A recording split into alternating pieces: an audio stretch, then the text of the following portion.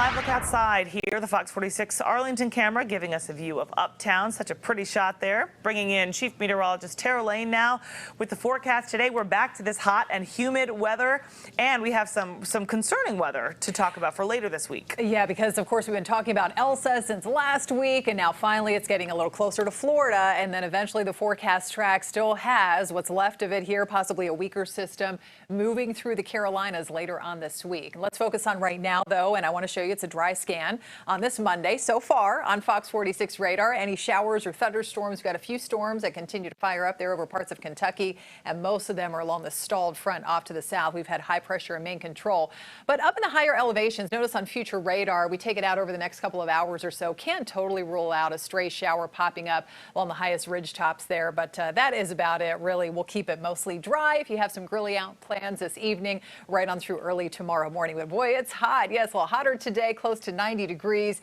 and the dew point's still not terribly muggy. They are going to continue to rise though. They're sitting in the low 60s right now. Eventually more of us will be up into the 60s to near 70 as more of that tropical moisture starts to move in by the middle and latter part of the week. Upper 80s to lower 90s, a theme across the region right now until you head up into the mountains where they're in the upper 70s and warm about 80 degrees up there at Boone. We'll drop it down to about 69 degrees come tomorrow morning, still under a mainly clear sky. And then for tomorrow afternoon, mix of sun and clouds, highs a little hotter in the low 90s, a little more humid too, with just a few spotty showers and storms around. So after that dry start to the day, notice future radar, we take it out into the afternoon. A hit or miss shower thunderstorm can't be totally ruled out, mostly north and west of Charlotte up toward the mountains and foothills. Anything that does develop tomorrow though will fade away through the night, and then by the end of the day on Wednesday, moisture continues to increase. That means increasing clouds and a little more coverage of the showers and storms. Some of that tropical moisture, of course, from what is still Tropical Storm Elsa,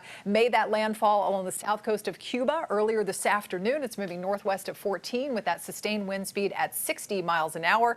Will continue to move maybe just off the west coast of Florida, spreading in more rain and threat of brief tornadoes spinning up over the peninsula of Florida through the day tomorrow, and then it starts to move away, weakening over land, so it could be a tropical depression, so a slightly weaker system by the time it possibly moves toward the eastern Carolinas. That would be late Wednesday into Thursday morning, but don't let that fool you. Even though we're talking about maybe a depression or a weaker system, we're still talking about the possibility of some widespread heavy rain, especially over eastern parts of the Carolinas, and maybe a brief tornado.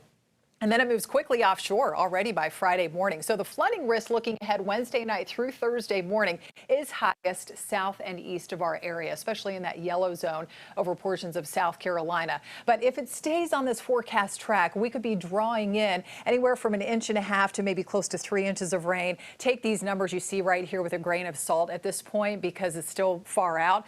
So these could change, but just know that it looks like the widespread heavier swath of rain will stay more east or southeast of the I-85 corridor, and the wind issue too. Obviously, folks along the west coast of Florida are taking the brunt of the tropical storm force wind. So we're talking about wind speeds around 40 miles an hour.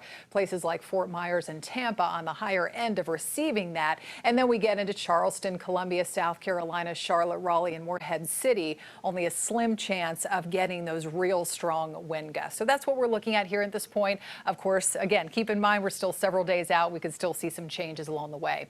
Temperatures in the morning, mainly in the 60s, some upper 50s up there in the mountain communities. A hot one tomorrow, upper 80s on Wednesday ahead of any cooling rain. There's a stormy weather coming in, and even through the end of the week after Elsa moves out after Thursday, we've got a front that may stall and keep that storm chance in the mix for the weekend.